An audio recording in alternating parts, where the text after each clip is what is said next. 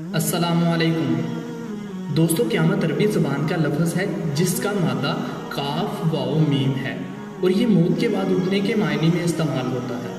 جیسا کہ ہم مسلمان ہیں اور ہمارا یقین ہے کہ قیامت آ کر رہے گی، لیکن قیامت کب آئے گی اس کا علم اللہ تعالیٰ کے سوا کسی کو نہیں، کیونکہ اللہ تعالیٰ قرآن مجید میں فرماتا ہے بسم اللہ الرحمن الرحیم يسألونك عن الساعة أيان مرساها قل إنما علمها عند ربي۔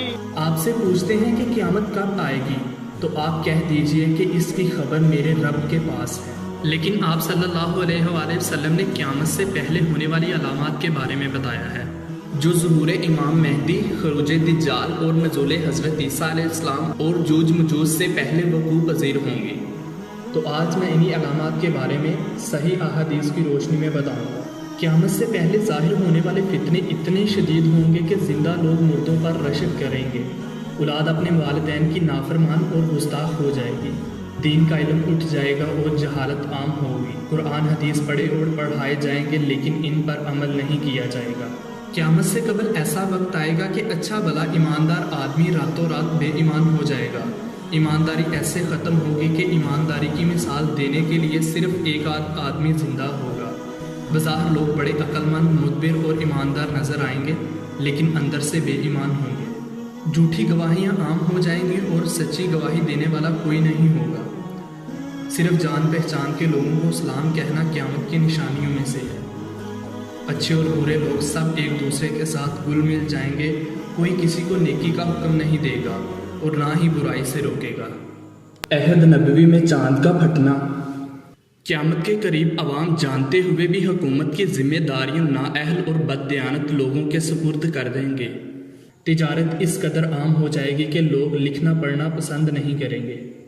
جھوٹ کثرت سے بولا جائے گا، گانے بجانے کی کثرت ہو جائے گی، بے حیائی اور فحاشی عام ہو جائے گی، خون ریزی اور قتل عام ہوگا، عورتیں تنگ بریک لباس پہن کر اپنے جسم اور حسن کی نمائش کریں گی، عورتیں حکمران بنیں گی، مسلمان کفار کی پیروی کرنے لگ جائیں گے۔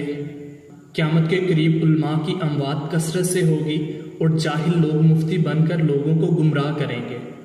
دین اسلام دنیا کے کونے کونے میں پہنچ جائے گا، عرب کی زمین سر سبز و شاداب ہو جائے گی اور نہریں بہنے لگیں گی۔ عورتوں کی اتنی کثرت ہوگی کہ 40 50 عورتوں کی کفالت کے لیے صرف ایک مرد ہوگا۔ قیامت کے قریب آبادیوں کے زمین میں دسنے، شکلیں تبدیل ہونے اور آسمان سے پتھر برسنے جیسے واقعات ہوں گے۔ دریائے فرات میں سونے کا پہاڑ ظاہر ہوگا جسے حاصل کرنے کے لیے 99% لوگ قتل ہو جائیں گے۔ قیامت کے قریب ایماندار آدمی اپنے ہی معاشرے اور ماحول میں اجنبی بن کر رہ جائے گا۔ قیامت سے پہلے ایمان صرف مکہ اور مدینہ میں رہ جائے گا۔ دوستو، یہ تمام علامتیں وہ تھی جن کے بارے میں آپ صلی اللہ علیہ وآلہ وسلم نے پیشن گوئی کی ہے، اور ان میں سے زیادہ تر علامتیں پوری ہو چکی ہیں۔ دوستو، قیامت تو آ کر ہی رہے گی۔